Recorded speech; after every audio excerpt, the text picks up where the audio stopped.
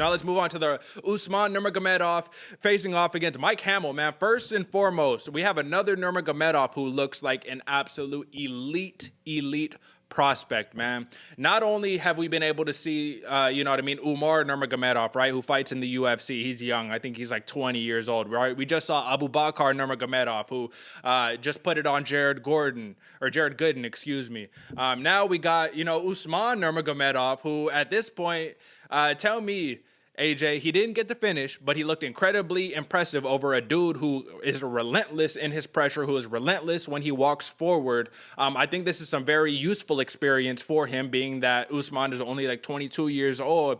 At what point is it going to be like, all right, the Nurmagomedov, like we just talked about this on the last show, but I just feel like we're going to have Nurmagomedov champions across multiple promotions. Do you think that's what we're heading towards right now?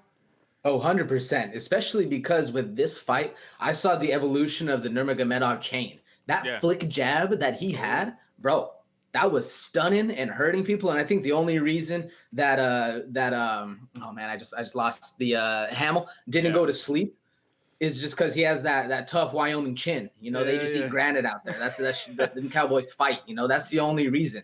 Like that Nurmagomedov was putting it on him, and I think that was the coolest part to me, man. He looked fluid. I haven't seen that from a Russian fighter. He was real fluid, real bouncy, had that karate in and out, bro. He looked good. And then anytime Hamel would try to take him down, he's just like, all right, whatever, man. Like, go ahead and try. I got heavy hips. I'm just going to twist it one way. I'll end up on top. It's all good. That was very impressive, high level. That's what I love to see right now, is that the younger they are and the more Nurmagomedov's coming in, they're already nice with their striking. So that's the most dangerous fighter who says, like, I don't want to wrestle you, bro. I'd rather just kick your head off. I'd rather throw a million kicks at you.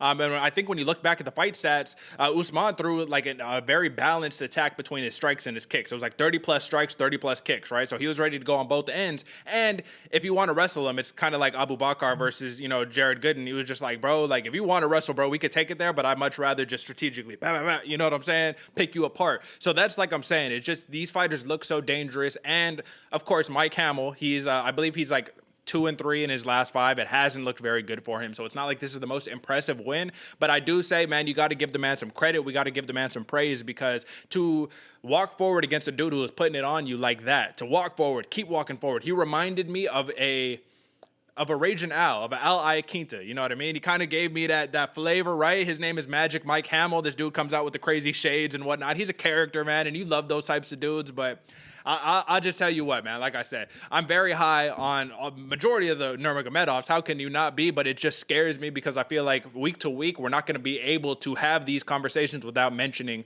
one of the many Nurmagomedovs or the Magomedovs, right? Because I have to make a quick revision, AJ. I had said in the last show that I think it was Magomedov had fought in Brave, and then he had just won, but I was wrong. Believe it or not, it was Magomedov who fought in Brave. These dudes got like the same name, man. So it's like this whole entire, it's tricky, but these dudes are taking over the game, man, and I love to see it. You got any other thoughts on that Mike Hamel, Usman Nurmagomedov fight? Besides that, finally, we have someone who's actually legitimate, like a legitimate contender who I can see reigning for a long time in the Bellator 155. Man, no, not really. He's a scary prospect. You got to watch out. I agree. And folks, I'll just say this: do not be surprised if some of these Nurmagomedov don't even parlay their shot into the UFC, because I have a feeling they're not going to want to fight each other in the UFC. So it'll be like, oh, we're going to hold it down in Bellator, hold it down in UFC, hold it down in the PFL. Like I said, this is going to be the next Gracie lineage. It basically already is. So.